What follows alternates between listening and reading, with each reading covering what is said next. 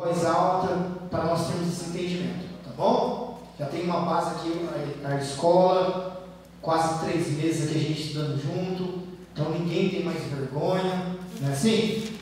Vai ter um trabalho, acredito que na última segunda-feira, ou na primeira segunda-feira de maio, vai ter um trabalho para apresentação aqui. Fiquei muito feliz com aquele trabalho que vocês apresentaram, me surpreenderam, fiquei pensando durante a semana, meu coração muito celebrou, imagina o coração de Deus. Então, nós vamos ter mais um trabalho baseado aqui nesses estudos. Então, se você puder aí se aprofundar mais na sua casa, investir mais no seu ministério, com livros, com pesquisas, esse é o momento. Vamos lá. A gente parou na aula passada, lembra que eu falei um pouco sobre um sonho de Agostinho de Hipona? Lembra o sonho que ele teve? Ele sonhou com um menino, recapitulando para você lembrar, sonhou com um menino que estava abrindo um buraquinho na areia do mar e tentou transportar toda a água do mar para o buraquinho. E ele no sonho zombou do menino e disse assim: ó, é impossível você transportar toda a água do mar para esse buraquinho. O menino ele vai se manifestar em um anjo no sonho e diz para ele assim: você acha mais fácil aprender tudo sobre a pessoa de Deus do que transportar toda a água desse mar para esse buraquinho. Então ali o sonho que Agostinho de Hipona teve, ele vai entender que quanto mais estudasse, mais ele ia entender que ele era limitado para saber as coisas de Deus. Mas ele foi avante, ele continuou, ele pesquisou, mesmo não conseguindo tudo, vai ser conhecido como um dos principais historiadores que narram acerca da Trindade divina. Quem lembra o que significa Trindade? Fala para nós aí em voz alta.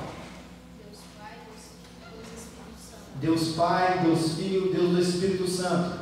3 pessoas que possuem a mesma essência, o mesmo poder, e eles são autores. Deus é o autor do quê? Jesus é o autor? Espírito Santo é o autor? Autor da vida. Amém? Isso é normal, ninguém vai gravar tudo, guardar tudo, né? Eu acredito que a maioria anotou. O importante é ter anotado, tá? O mais importante é você ter registrado. Nem tudo dentro da teologia vai ficar guardado no coração, né? São conceitos, são matérias diferentes, mas se você tiver anotado, quando você preparar um sermão, quando você for dar um estudo para alguém, você vai consultar e lá estará. Rapidamente, irmãos, uma informação, coisa básica, só para você entender. O Velho Testamento, muitas das vezes você vê a palavra dizendo assim: assim diz o Senhor, não é assim? Velho Testamento. Novo Testamento você vê algumas vezes Jesus dizendo: em verdade vos digo. Quem já viu isso? Velho Testamento, assim diz o Senhor. Novo Testamento, em verdade eu vos digo. Toda vez que você vê essas frases, é Deus dizendo que é um assunto mais do que importante, tá bom? Deus, Jesus, Ele está dizendo através dessa fala, dessa frase, que esse assunto é mais do que importante, é de suma importância. Então Ele está chamando a atenção, Ele está dando um alerta para os seus ouvintes prestarem atenção. Pode anotar aí quem está fazendo umas anotações.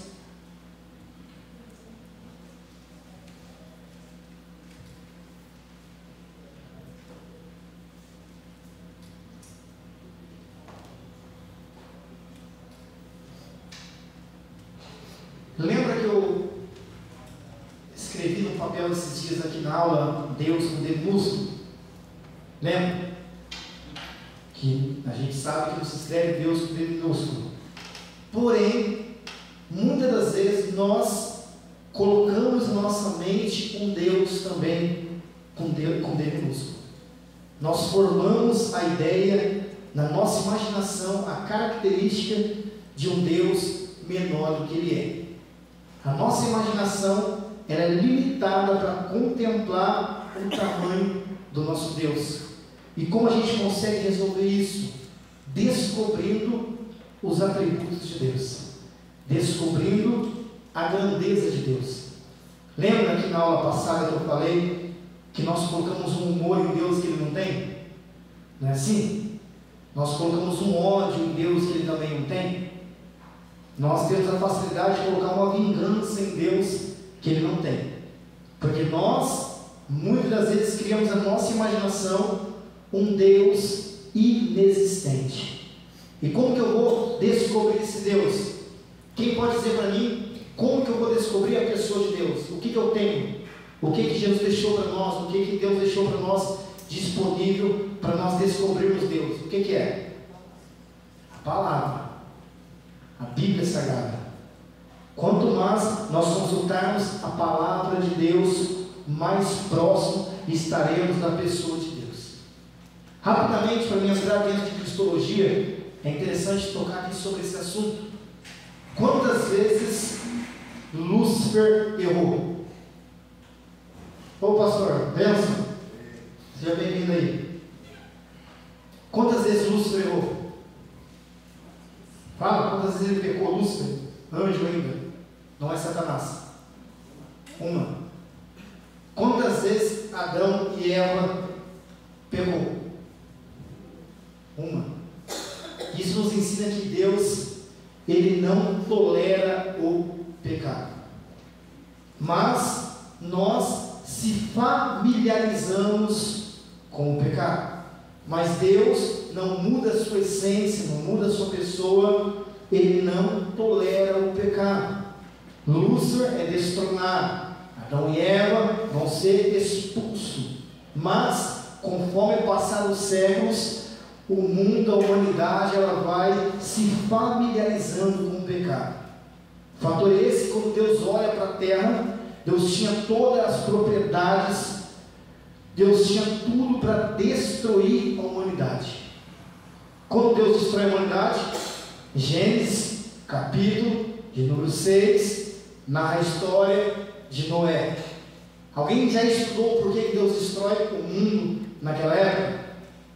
Já ouviu falar alguma coisa? Por que Deus acaba com o mundo? Nunca ouviu falar? Pode falar, não tem medo não, pode falar. Pecado.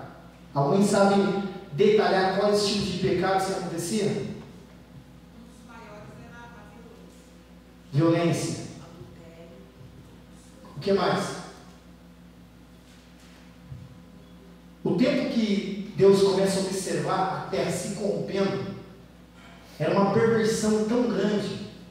Existiam algumas qualidades gigantes nessa época. Uma delas é os néfilis, que algumas crenças meio doidas ali acreditam que esses néfilis tiveram relação com anjos e nasceram gigantes. Não, isso não existe. Mas os néfilis sim eram gigantes, eram pessoas maiores. E nesse momento que Deus vai destruir o mundo, os historiadores dizem que os néfilis, eles entravam em festa de casamento, em aniversário, eles estrutavam noivo, criança. Era uma perversidade, era uma crueldade muito grande.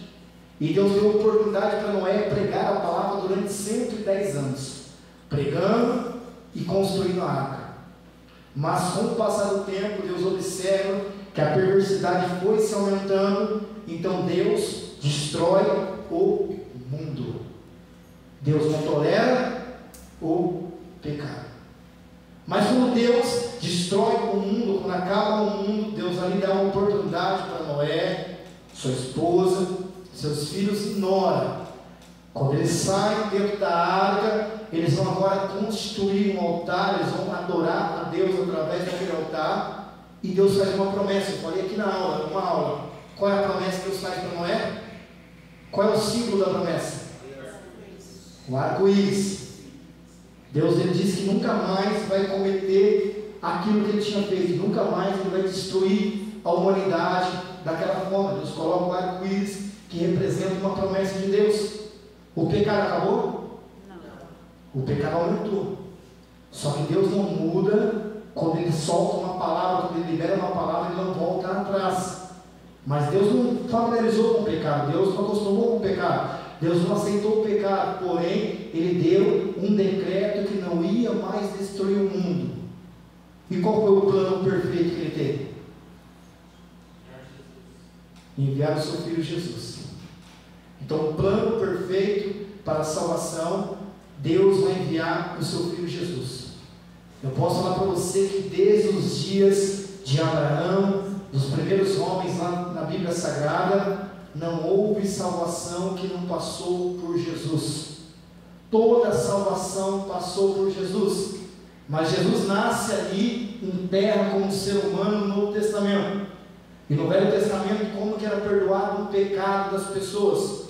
O sacerdote sacrificava um novilho, desperdia o seu sangue sobre o altar, e aquele sangue derramado de um novilho, de um cordeiro, trazia ali o arrependimento e simbolizava a salvação. Deus, através daquele ato, perdoava o pecado daquelas pessoas, ou permitindo serem salvos. Mas quando Deus olhava do céu para a terra, jamais ele avistou o sangue de um novilho. Deus sempre avistou o sangue de Jesus. Não houve salvação desde o livro do Gênesis até os dias de hoje, até o final dos séculos, que não passou pela pessoa de Jesus. Amém? Só Jesus que é o autor da salvação. Velho Testamento, Novo Testamento, os dias de hoje, só Jesus que leva a salvação. Isso não pode ter nenhum tipo de dúvida em nossos corações. Amém? Então vamos continuar? Nós vamos entrar então nessa matéria importante chamada Cristologia. Pode anotar aí, Cristologia. O maior problema do século hoje, irmãos, é o humanismo. É o maior problema do século. Porque o homem, ele tende a valorizar o próprio homem. É o problema do nosso século. O homem adora o próprio homem. O homem espera no próprio homem. Isso se chama humanismo. Estamos perdendo a autoridade, a reverência à autoridade de Jesus. Lembra que eu falei nas canções aqui, nos louvores, entre aspas, que perderam respeito através dos louvores? Perderam respeito. Um dia eu quero dizer assim que o louvor é o esboço da palavra. Louvor é o esboço da palavra. Mas hoje, canções que não podemos considerar, eu não considero particularmente como louvor, que chamam o Senhor Jesus de você, cara, e por aí vai. Estão perdendo a reverência, o respeito com a santidade de Deus. É o humanismo. Se vai ter uma pregação, se vai ter um estudo, é uma dificuldade. Mas se vai ter um show, se vai ter uma plateia, tem uma facilidade. Não é assim? Vivemos num período que o grande mal do século é o humanismo, onde homens vangloriam homens. Mas vamos para dentro aqui da matéria. Coloca aí, Cristologia.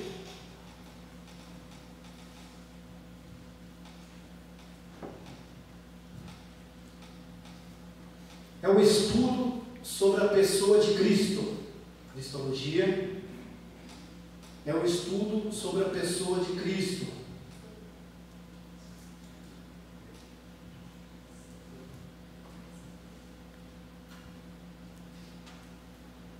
Sua obra e sua doutrina.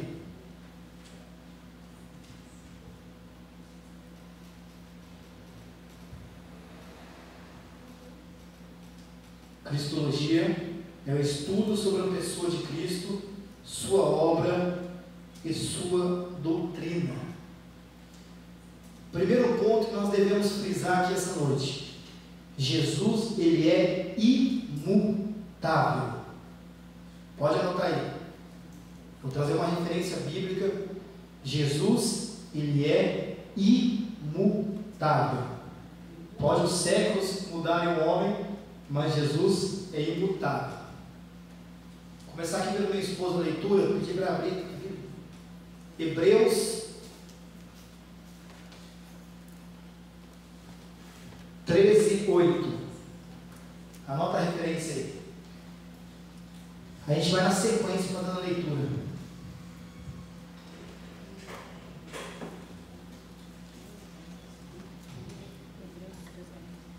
Hebreus 13:8.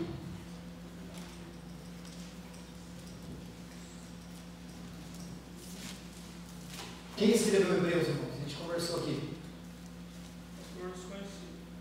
A gente não consegue comprovar. Eu acredito que seja o apóstolo Paulo, mas a gente não consegue comprovar a autoria. Uns dizem Lucas, Barnabé. Tem vários nomes, né? Não consegue comprovar a autoria, mas as palavras são muito semelhantes, né? O cotidiano de Paulo, mas ninguém consegue provar. Então, não é correto falar carta escrita por Paulo aos Hebreus, porque não tem nada comprovado. Hebreus 13:8. Jesus Cristo é o mesmo ontem, hoje e eternamente. Amém? Quem é da quadrangular aqui? Só eu? É o lema da igreja quadrangular. Jesus Cristo é o mesmo ontem, hoje e eternamente.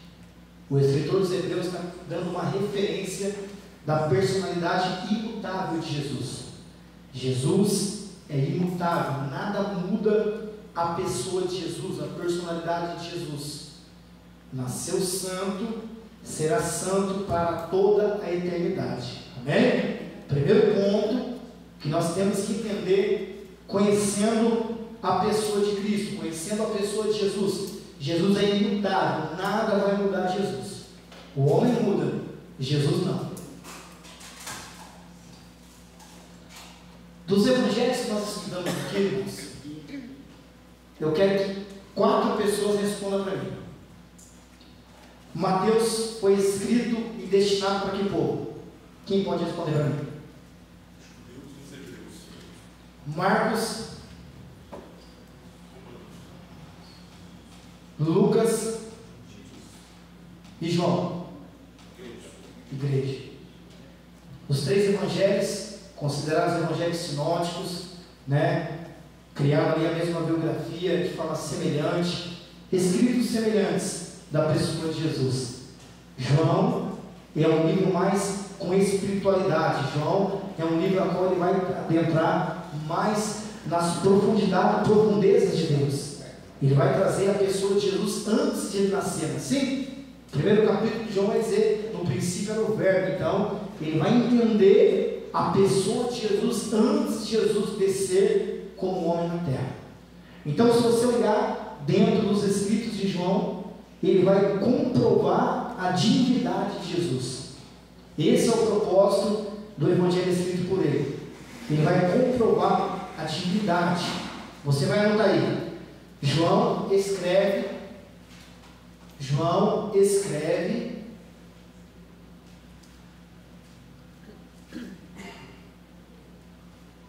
os 7 eu sou. João escreve os 7 eu sou. Vamos ver onde está escrito esse 7 eu sou? Preciso de 7 pessoas para fazer a leitura. Pastor, a senhora pode ler para mim João 6,35? Júlio, você deixa aberto para mim João 8,12? Sua esposa 10,9? João 10,9?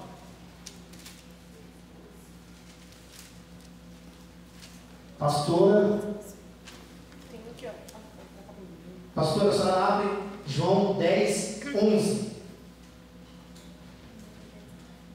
A missionária esposa do Lucas, João 11,25. Eu falei, pastora, professora, a senhora 10,11. Estou professando pastora. 11,25. Pastor Delfonso, João 14,6. Pedi para a irmã do lado do pastor. A senhora consegue ler para mim João 15,1? Bem? Todos vão estar abertos, ler a sequência, todos prestem atenção, tá bom? Aqui, João está apresentando a divindade de Jesus, nesses 7 eu sou. João 7,35? 6,35.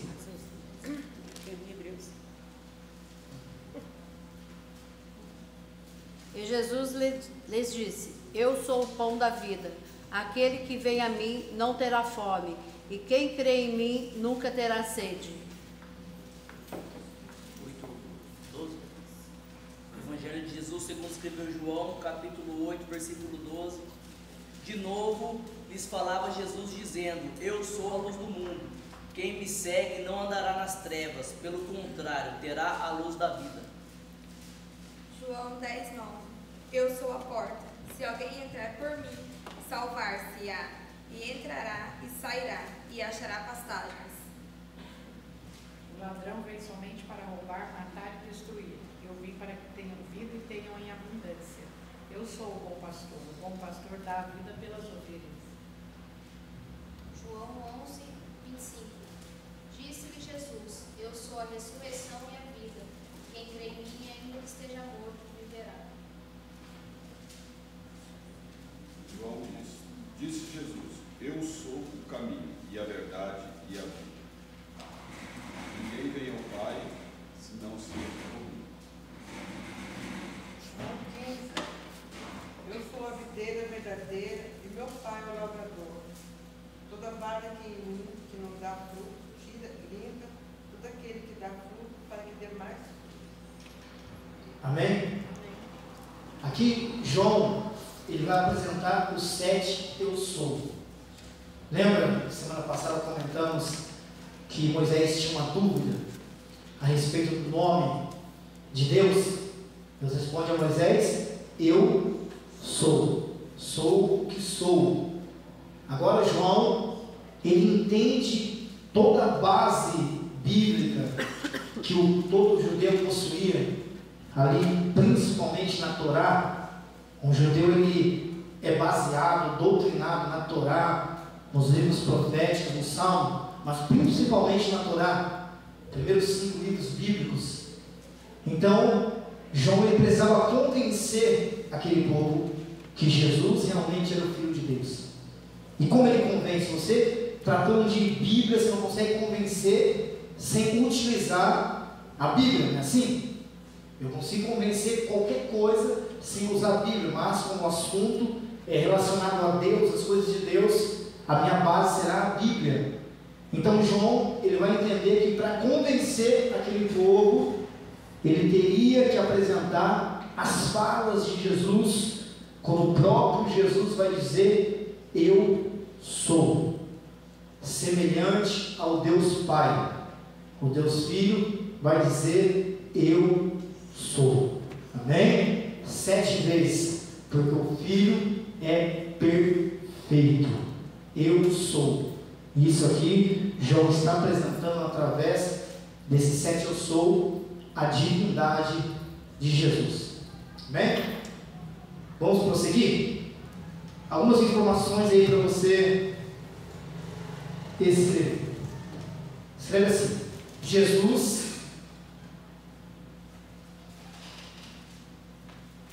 irmão, toma cuidado com alguns ensinos. Eu estava lembrando aqui, o meu advogado, se ele estiver vendo, ele sabe, ele é teimoso, formado, muito inteligente em direito, e ele é converteu, tem um testemunho bonito, converteu dentro de hospital, mas ele estuda ali uma cultura judaica perigosa. E um dia ele foi em casa resolver um assunto lá de um processo. Minha esposa, a gente ficou 1 hora debatendo no sofá. 1 hora, porque ele é teimoso e eu também sou. Ele não fala Jesus. Ele não consegue falar a palavra Jesus, ele engasga. Eu perguntei para ele: eu vou te ensinar hoje que Jesus significa porco. Misericórdia, Deus tem misericórdia, ele sabe que conhece muito de direito, mas de Bíblia. Só que o bom dele é que ele quer aprender. Só que ensinar isso para ele. Ensinaram isso para ele. Então ele não consegue falar Jesus. Como que era o nome de Jesus lá em Israel? Não era Jesus. Mas a tradução para nós é Jesus. Não é assim? Meu nome André, se fosse na Arábia, não seria André, isso é normal.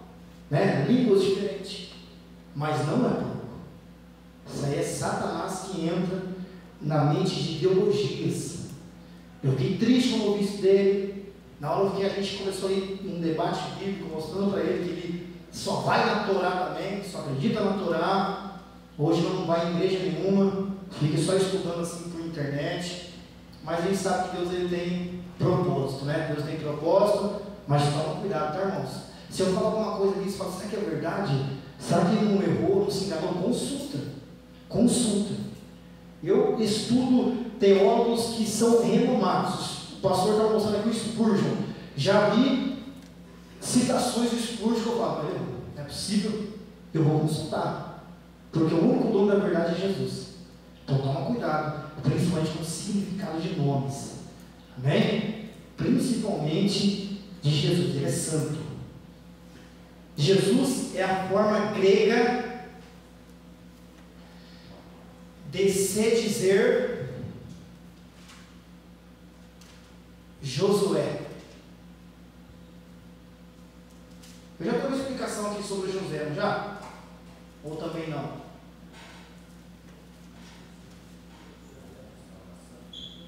Isso. Como que é o nome de Josué? Alguém sabe? A Bíblia mostra isso. Chama Osés.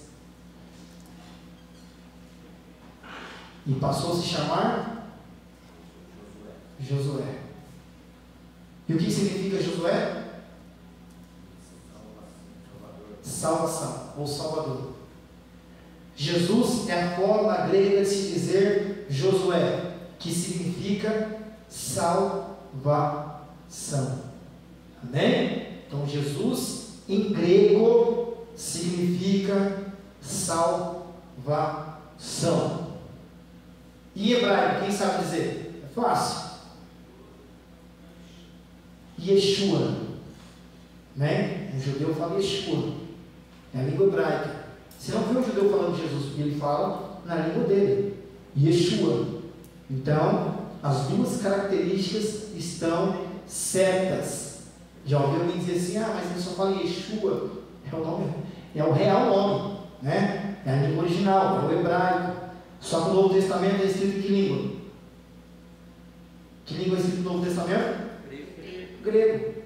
A chegar a nossa tradução vem do grego, né? Estudamos sobre os copistas lá, que 92% está no original. Então, grande parte para nós veio do grego.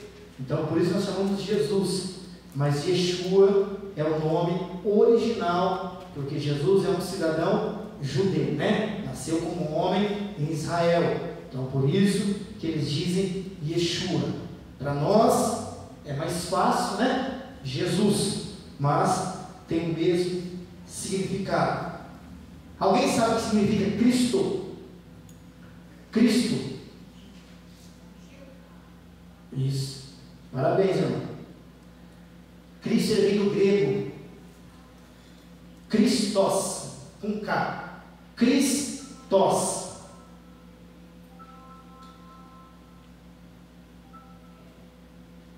Que significa ungido.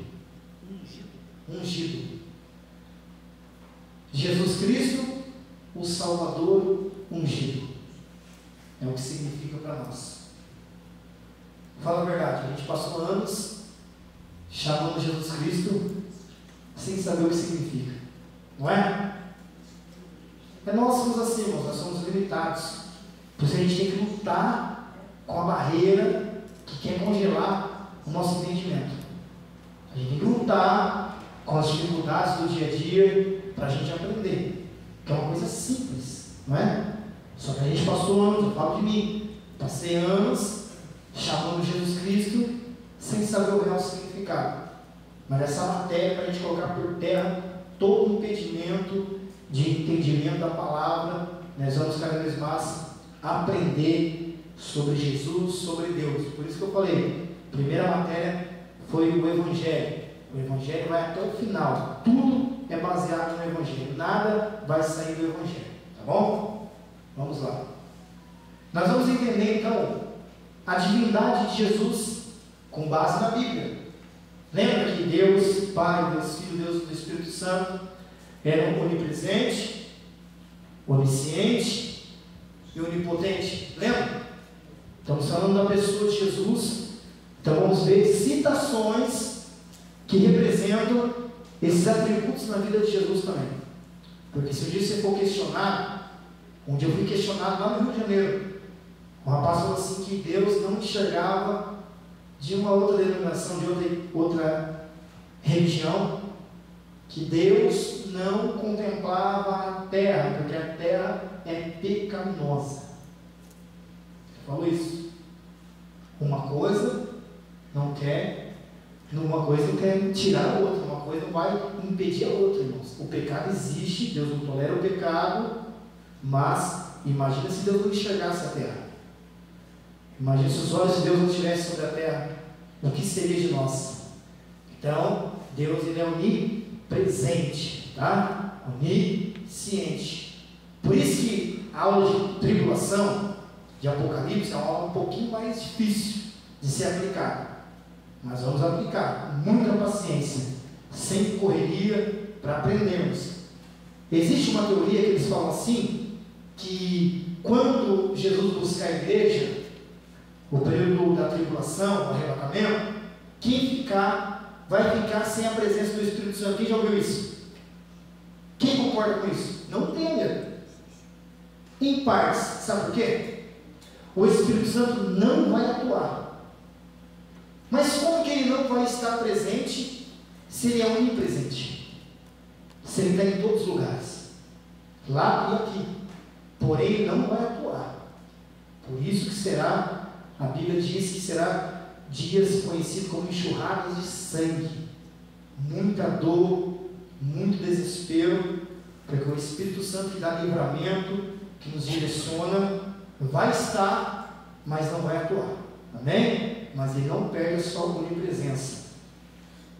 Quem continua a leitura? A irmã ali do lado.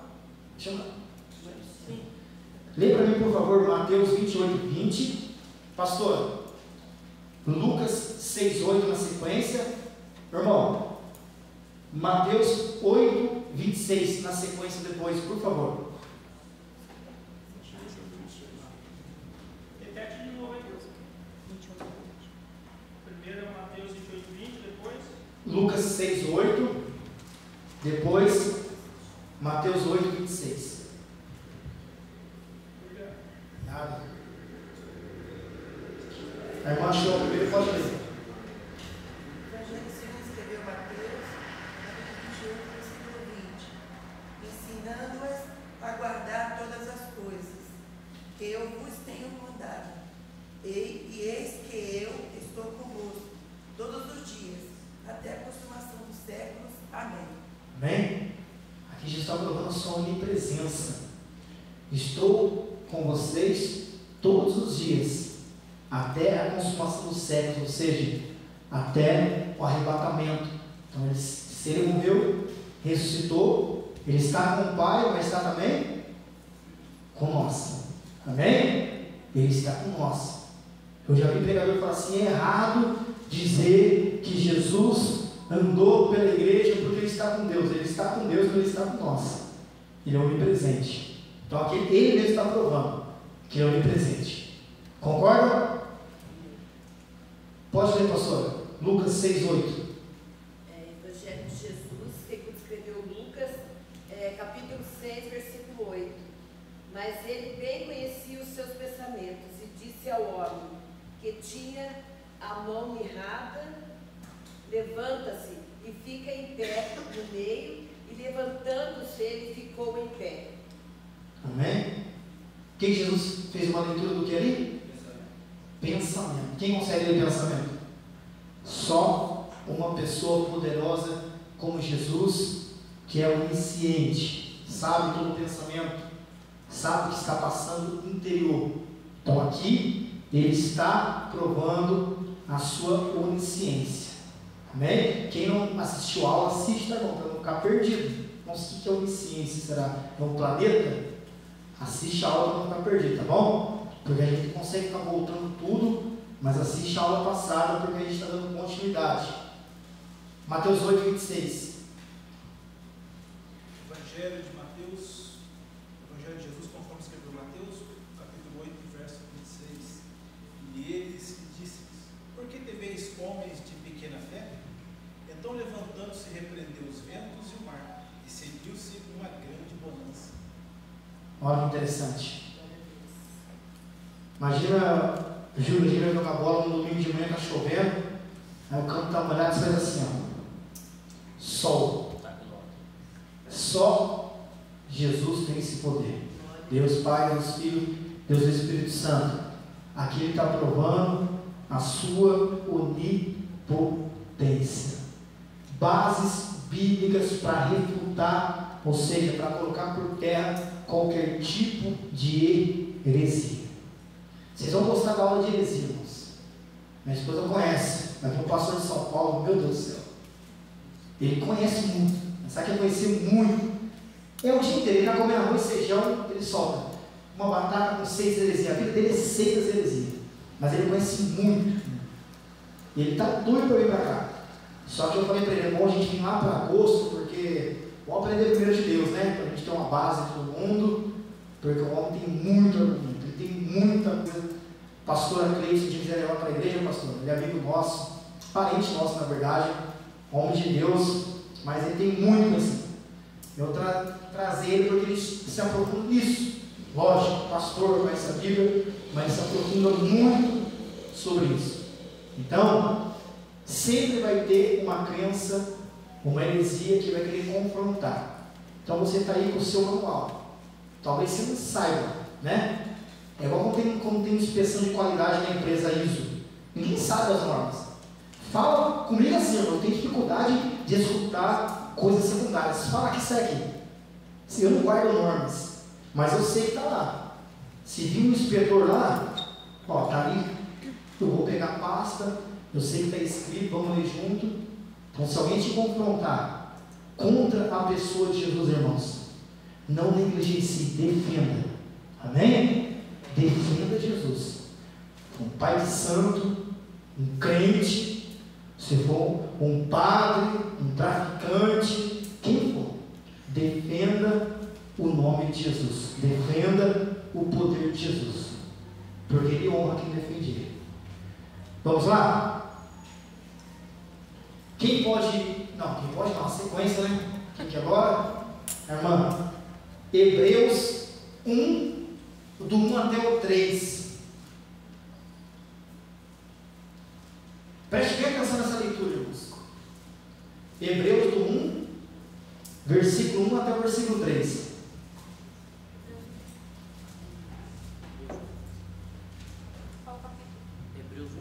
Hebreus 1, 1 até 3. Carta aos Hebreus 1 ao 3. Havendo Deus antigamente falado muitas vezes e de muitas maneiras aos pais pelos profetas, e nos falou nesses últimos dias pelo Filho, a quem constituiu herdeiro de tudo, porque ele fez também o mundo, o qual, sendo o esplendor da sua glória e a expressa imagem da sua pessoa, e sustentando todas as coisas pela palavra do seu poder, havendo feito por si mesmo a purificação dos nossos pecados, assentou-se à destra majestosa, dessa da majestade das alturas. Isso. Você prestou atenção na leitura? Jesus é a imagem do Deus invisível. O escritor está dizendo aqui, Jesus, ele é a imagem de Deus. Ele tem o mesmo poder, possui a mesma glória de Deus. Existem algumas crenças que querem colocar uma hierarquia inexistente. Sim, Deus Pai é o Criador, mas eles querem tirar a responsabilidade e tirar o poder, diminuir o poder de um para o outro. Não. Que o escritor está dizendo que ele possui a mesma glória, possui a mesma essência, ou seja, Jesus é a imagem do Deus invisível. O Deus que a gente imagina, olhando para Jesus, para a pessoa de Jesus, para o poder de Jesus, nós entendemos e reconhecemos a personalidade de Deus. Né? Isso que o escritor dos Hebreus está dizendo nesse primeiro capítulo. Se você viu, eu tenho essa mensagem aqui, irmãos. Se você que prega, monta um esboço em cima dessa mensagem para você ver quão rico é esse texto aqui. A pessoa de Jesus, a imagem de Jesus que representa o próprio Deus. Sim, na leitura, irmão, eu já comentei aqui já, o irmão que lê, né? 2 Timóteo 2,5, por favor. Eu já comentei, só para a gente, estamos falando da pessoa de Jesus. 2 Timóteo 2,5.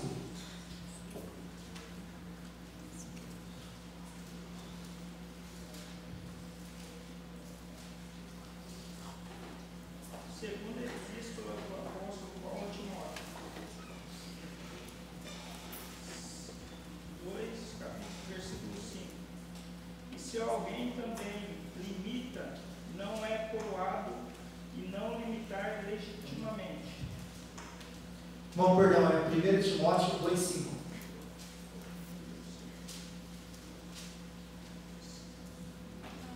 Primeira epístola do apóstolo Eu falei Paulo a errado. Timóteo. 2,5, capítulo 2, versículo 5.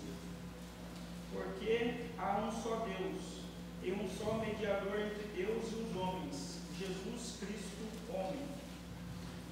Esse texto em si, ele coloca por terra todo tipo de idolatria, todo tipo de confusão teológica, que existe outras representações que fazem um acesso até Deus. Que Paulo está dizendo, há um só mediador. O que é o mediador? Meio campo, não é? Faz a ligação. Um só. Então, você tem agora um argumento, você tem um documento na sua mão, que quando alguém quiser provar o contrário para você, com paciência, você vai mostrar. Na sua Bíblia, Bíblia católica, se for Bíblia, vai estar o mesmo texto no mesmo lugar. 1 Timóteo 2,5. Há um só mediador. Infelizmente, esse texto não é pregado em todas as igrejas, ele não é consultado, né? Não é explicado em todas as igrejas, em todas as religiões, melhor dizendo. Então, entrou aquela confusão e pessoas perdem tempo ali, e a maioria das pessoas que perdem tempo se prostrando ali a santos são pessoas boas, né? São pessoas que querem o bem, são pessoas de fé, sabia? Pessoas de muita fé, só que pela má interpretação da palavra acabam passando por essas dificuldades que desagradam a Deus, não é assim? Vamos lá. Ele é um só mediador. Agora vamos falar de Jesus, homem, né? A humanidade de Jesus. Eu estou falando, tudo que eu estou apresentando para vocês são defesas, tá? Defesas. Que quando eu vim aqui a matéria sobre seitas e heresias, eu vou dar ali a aula inaugural, que algumas coisas eu preciso passar para vocês, sobre as classes de seitas, né? As escolas de seitas. Existem algumas crenças que eles entenderam que Jesus existiu, porém espírito. Não habitou um homem. Porque eles acreditam que a carne é pecadora, né? Uma má interpretação também. E eles entendem que a carne é pecadora e jamais uma divindade habitar numa carne pecadora, né? Então ali uma má interpretação também de um texto. E eles não acreditam que Jesus teve um corpo humano. Vamos lá. Sequência da leitura, João 20, 27. João 27.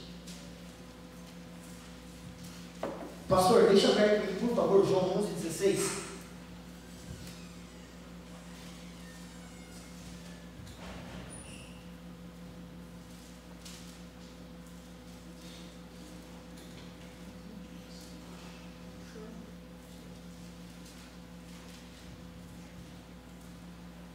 João 20, 27, depois João 11, 16.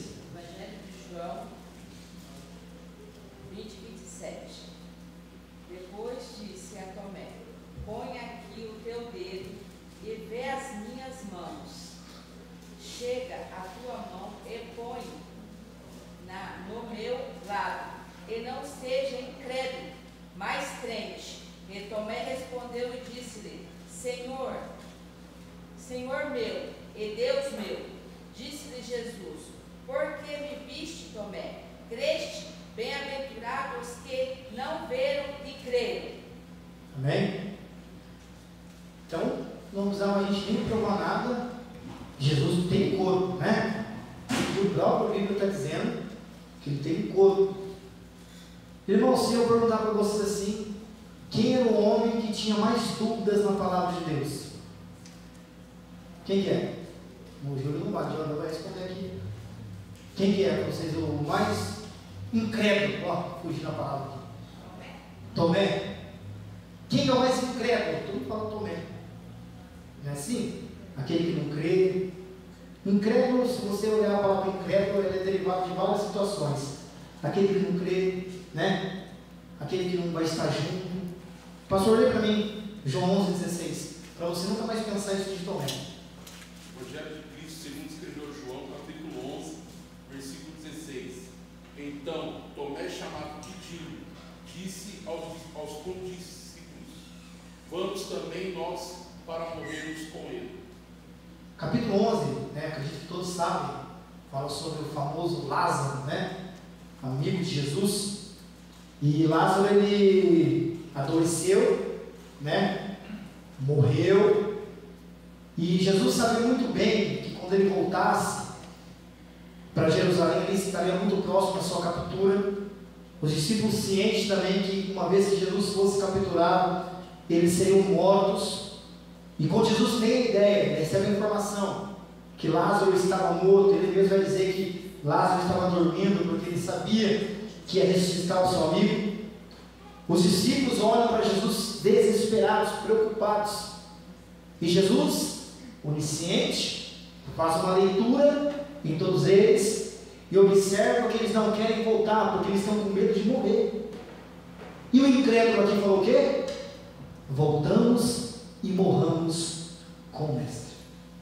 Então nós temos que consultar a palavra de Deus, né? Que a gente ouve, quem negou Jesus? Pedro, mas foi mais longe.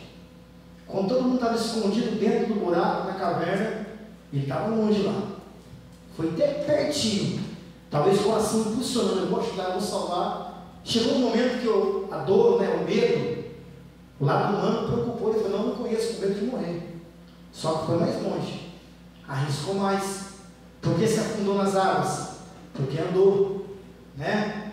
Tomé era aquele tipo de crente que não se conformava com o milagre na vida do irmão. Abriu a porta, curou, eu quero ver na minha vida também. Lógico, ele duvida, ele tem ali, Jesus trabalha com ele. Mas tanto que Jesus tinha amor por ele, Jesus apareceu para os discípulos, Tomé não estava, Jesus apareceu de novo, só para Tomé ver. Imagina os discípulos falando: ele apareceu, então vai ter que aparecer para mim também. Jesus gostava e gosta de pessoas assim. Fez, vai fazer na minha vida também. Então não é que ele era incrédulo, ele queria que acontecesse na vida dele também. E na hora que Jesus mais precisou, pode falar, pastor. Pastor, mas interessante também, eu comigo que Pedro também, na passagem que ele afunda, que ele também duvida.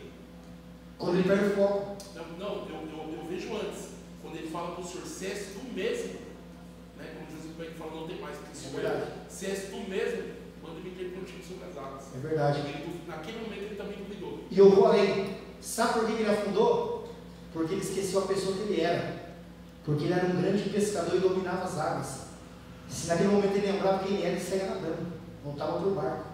É que a preocupação faz esquecer quem somos, não é assim? Ele duvidou, perdeu o foco e esqueceu quem ele era. Ele vai e afunda. Vamos lá? Onde eu estava? Esqueci. Deixa eu pegar o está. Terminou falando de Tomé. Tomé. Só para ver se está prestando atenção na aula. Tomei água no mesmo copo do meu pastor, né? Eu esqueço tudo. Vamos lá. Jesus tinha necessidades e sentimentos. Deve falar assim, mas por que fica falando essas coisas? Porque existe crenças que diziam que Jesus não se alimentava. Jesus não. Sabe o que deixa a gente mais bravo? Está escrito. Isso que é o pior. Jesus não tinha sede. Ele não leu, não é? Está escrito. Mas as crenças enganam quem não lê também. Isso que é o pior. Vamos lá. A sequência da leitura.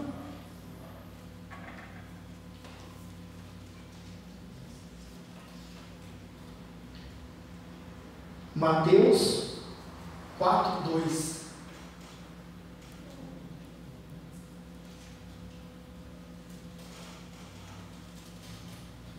Evangelho de Jesus Cristo, segundo escreveu Mateus. E depois de jejuar 40 dias e 40 noites, teve fome. Teve fome. A sequência, irmão, no fundo. Lê para mim João 11, 33 até 35. Esqueci de falar para ler já. João 11, 33 até 35. A próxima aula vai ser menos as citações bíblicas, tá, irmão? É que essa é a base aqui para entendermos, para ter as nossas defesas aqui do Evangelho. João 11, 33 a 35.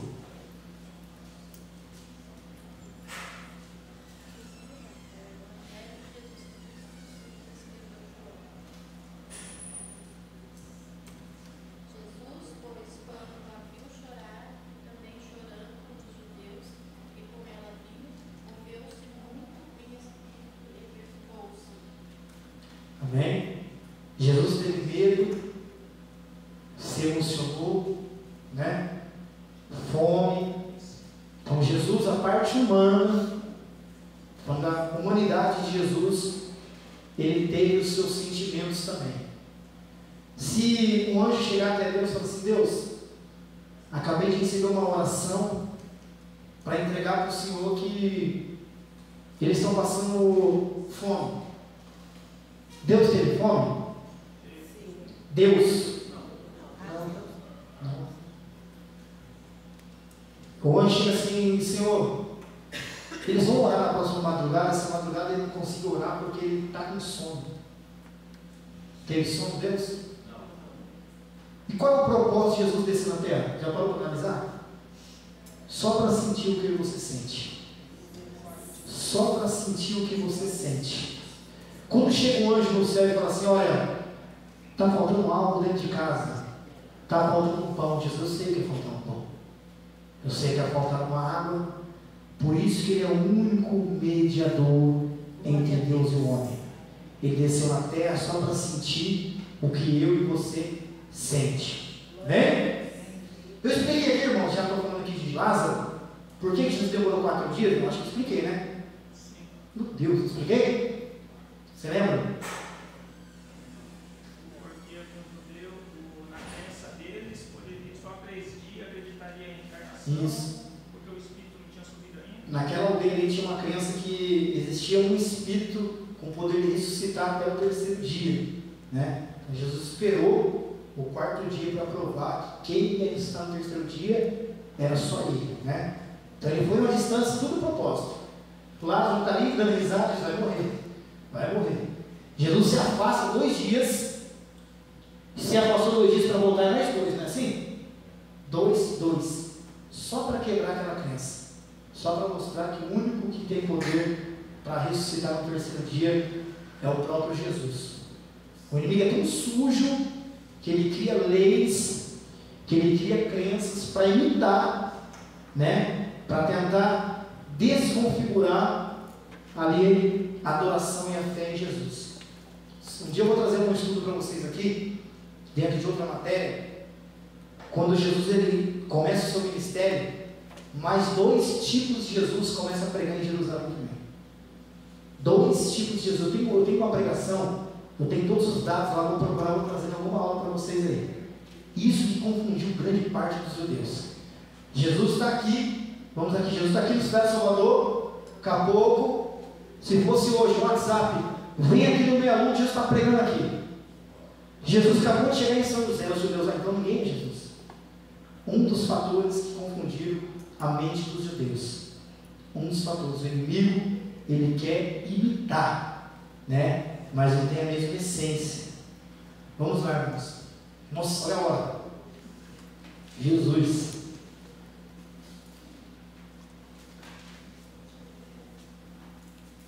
Quem a sequência veio para mim? João 1,29. Ficou bom essa sequência aí, eu gostei. Tem que ficar esperando. Já vou voltar aqui no Júlio, só que ele fez uma pergunta difícil para mim. No início da aula. Ai, meu Deus. Cadê o jovem? Não veio hoje? Meu Deus, cara. O jovem não veio, né? Diego. Que me pergunta se Jesus escreveu na areia. Preguem ontem, irmãos. Tanta luta que eu consegui montar, mas Deus usou ele para me cobrar. Ele não veio hoje. João 1,29.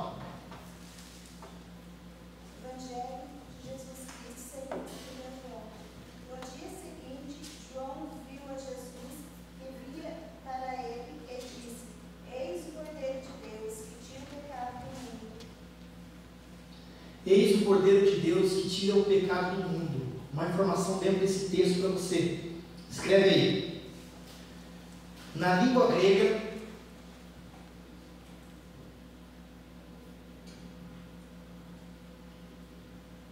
está no verbo.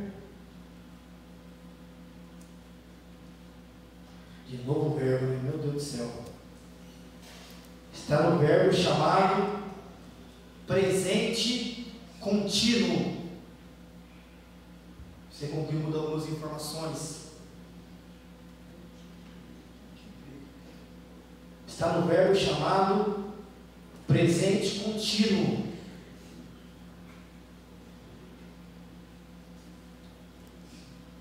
Quando João está dizendo assim, ó, a gente entendendo esse texto, eis o Cordeiro que tira o pecado do mundo, ou seja, aquela pessoa aí está tirando o pecado do mundo. Antes dele ninguém tirou, não é? Após, ninguém vai tirar.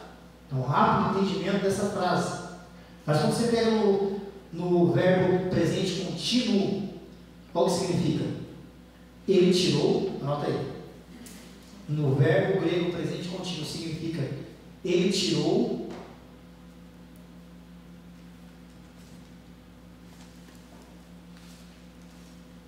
vírgula, ele tira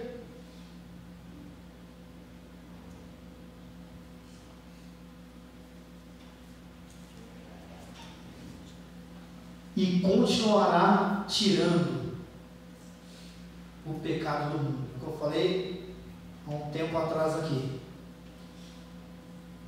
Tirou, tira e continuará tirando. Está vendo a importância de textos no original? Em algumas citações, principalmente para uma boa interpretação. Ele tirou. Quem tirou o pecado do mundo lá atrás? Ele. Então, nós falamos aqui o sangue, né? O sangue do Cordeiro. Deus olha para o sangue e envia o sangue do seu próprio Filho, já entendendo o seu propósito de salvação.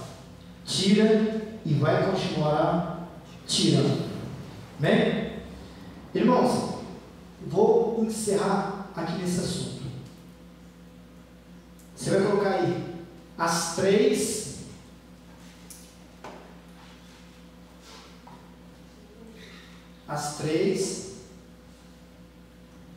dispensações de Paulo.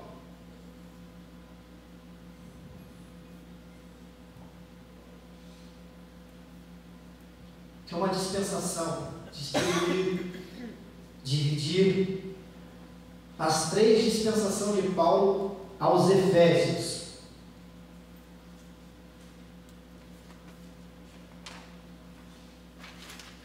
Eu estou com com um plano aí que Deus colocou no meu coração, a gente estudar todas as cartas de Paulo, tá?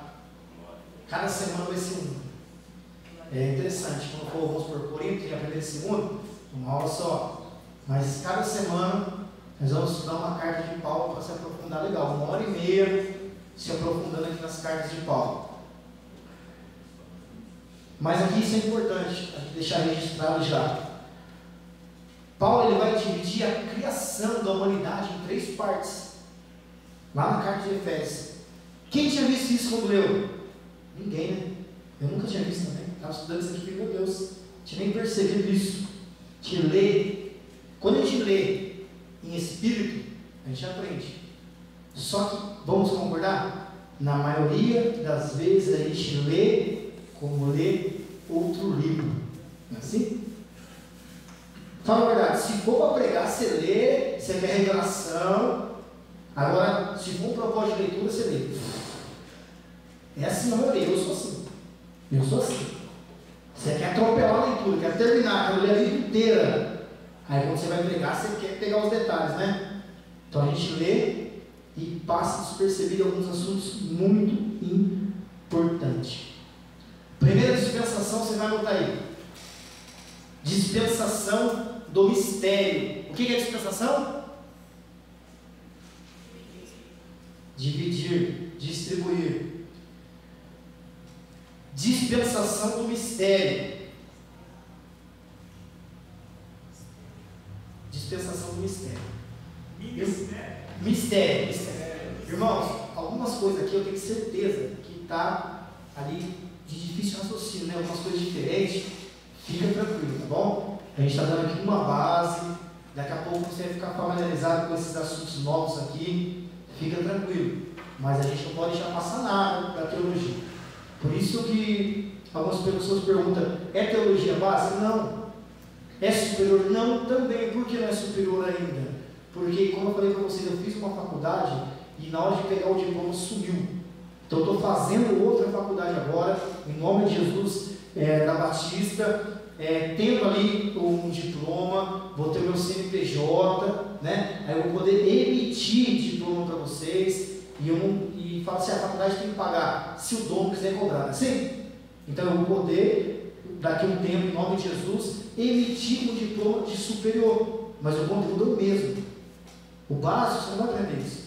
O básico é bem mais detalhado, melhor dizendo, detalhado assim, coisas mais simples. Aqui já é nível superior, tá bom? É nível superior que a gente está aprendendo. Só que você não pode falar assim, eu sou bacharel em teologia, não, porque a gente não tem um diploma ainda para emitir, mas vai chegar o tempo certo, tá? E se lá na frente, vocês que concluíram com a gente aí, vamos supor, não der continuidade, eu vou lembrar de vocês, nem que for o diploma do primeiro ano vai ter, mas se Deus quiser a gente vai continuar e vamos se formar junto, amém? Deus se formando lá, vocês se formando junto e todo mundo com diploma. Mas fica tranquilo, é um pouquinho complicado, eu sei que é um pouquinho complicado. Quando eu estou sentando para aprender aqui, minha cabeça fica doida, porque, nossa, nunca ouvi falar sobre isso, mas é importante, tá? Dispensação do mistério, explica para mim, quem sabe?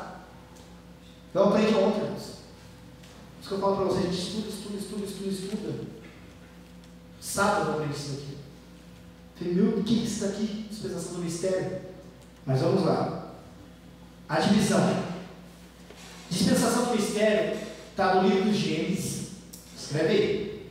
Gênesis capítulo 1. Até o nascimento de Jesus.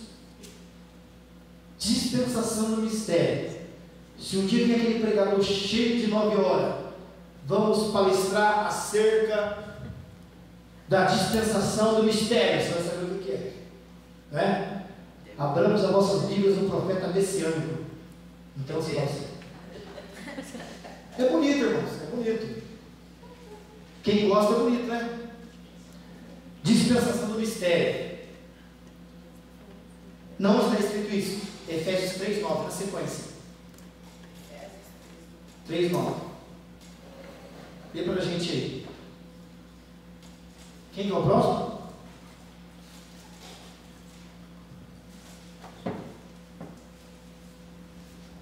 Eu perdi a sequência, quem é o próximo a ler? Efésios 3:9.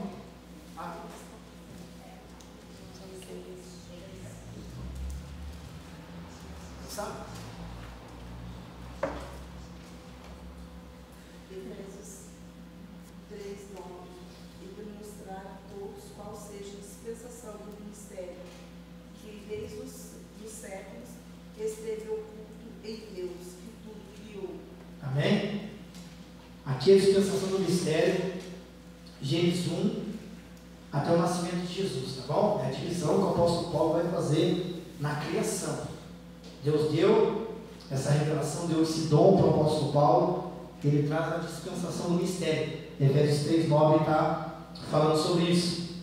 Segundo, dispensação da graça. O que significa graça, irmãos? Oi? Não, o prêmio da graça foi dado por Deus. O que significa graça? Aprendemos aqui. Conjunto de qualidades. Tudo que vocês falaram está certo. Mas a graça é o conjunto de qualidades de Jesus. Dispensação da graça. A sequência da leitura, pastora, Efésios 3:2.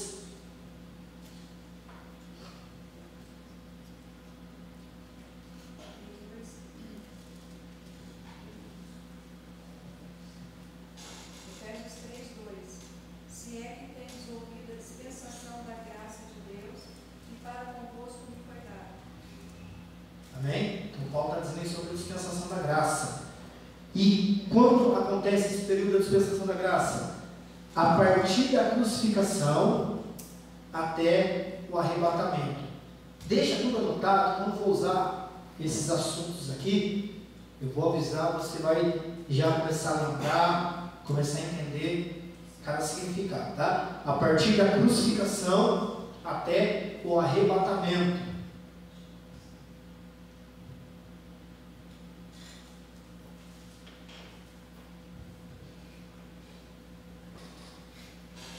Terceiro aqui e último. Dispensação da plenitude.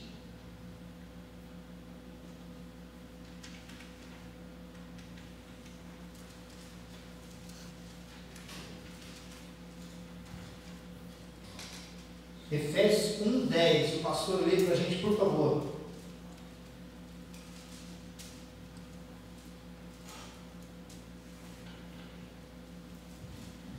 Efésios 1:10.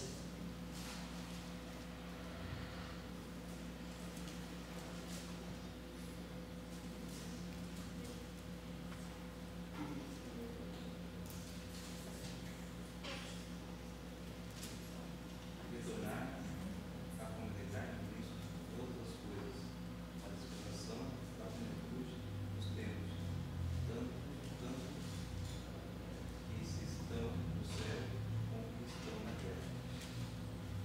Amém? O que é plenitude? É totalidade. E qual é esse período? Após o arrebatamento até a vida eterna. Amém? Essa é a divisão que Paulo vai trazer na criação. Criação do mistério. Que mistério é esse? O mistério acerca da pessoa de Jesus. O Velho Testamento inteiro é um mistério de quem seria o Messias, não é assim? Dispensação da graça. A graça foi através de quem? Através do próprio Jesus. Então, é a segunda dispensação. E a terceira dispensação é aqueles que foram salvos pela graça, que vão morar em toda a eternidade. Ficou bem claro? Alguma dúvida? Não? Eu vou encerrar. Só para encerrar, quem liga o homem até Deus? Jesus? Você não vai ter mais essa dúvida? Nunca mais? Quem liga Jesus ao homem? Pergunta agora. Isso, Espírito Santo de Deus. Ele faz a conexão de Jesus até o homem. Uma vez que essa conexão é estabelecida, nós temos uma vida cristocêntrica, ou seja, uma vida centralizada na pessoa de Jesus. Pode falar. Pastor, eu queria tirar uma dúvida. Na aula passada, Pode perguntar.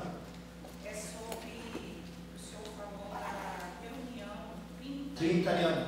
Isso. Eu procurei o versículo no Evangelho segundo escreveu Lucas 6:12, que é a nomeação dos apóstolos. Isso, ele vai orar ao Pai. Pode ir, por favor? 12, que está escrito assim: o que aconteceu que naquele dia subiu ao monte a orar e passou a noite em oração a Deus. Aí eu queria saber se tem um outro versículo que fale que Jesus orou com Deus, conforme você tinha explicado. Qual é a tradução da sua Bíblia, essa tradução? Alguém pode ler esse versículo? É que as traduções hoje estão diferentes. Qual que é? Lucas.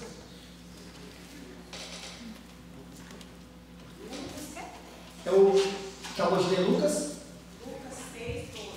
Tem alguma tradução? Porque o original, que eu lembro disso no original, no original ele vai fazer uma oração com o Pai. Tem alguma tradução que fala assim? Alguém tem a Bíblia, a aplicação pessoal aqui? Vê, pastor, se na aplicação pessoal está. O meu está assim, ó. E aconteceu que naquele dia subiu ao monte a orar e passou a noite em oração a Deus. Nenhuma está com o Pai. Ou com Deus também, pode ser. Eu vou trazer na próxima, não, você lembrou? Era no hebraico, eu peço para o pastor da nossa igreja que está fazendo hebraico, traduziram para a gente, mas a oração trinitariana é só uma prova, é a segunda prova, né? A primeira, nós somos homens, a segunda, nossa imagem de semelhança. Essa oração, ele vai se retirar e vai fazer uma oração com Deus, é o original. É que quando passa para nós, eu pensava que era aplicação pessoal. Uma das Bíblias minhas, não sei se é do Hernandes Dias Lopes, qual que é, a do senhor não está bem, pastor? Alguma está com Deus, mas eu trago na próxima aula, tá bom? Mas ali é uma comprovação da... Pode falar. Com Deus? Como está? 12, né? 12, 6, 12. E aconteceu que naquele dia subiu ao monte, orar e passou a noite em oração a Deus. Não, mas está a Deus. O senhor está a Deus ou com Deus? Não, eu trago depois. Pastor, a minha está no rodapé, que é a aplicação de Donald Stamp. Que é o estudo. Aí no estudo está dizendo que ele passou a noite inteira em oração fervente com o Pai. Com o Pai. Então essa é a explicação. É o original. É a pentecostal. É o original. Mas é isso que está na explicação ali. Hoje não, ele está uma oração com o Pai, é diferente, né? Que ele estivesse orando ao Pai. Ele está numa reunião trinitariana. Tá bem? Irmãos, 8h30, queria parabenizar todos por ter vindo de novo. Pastor, pediu para falar, para chamar ele aqui, quer falar um negócio? Tá, deixa eu ver.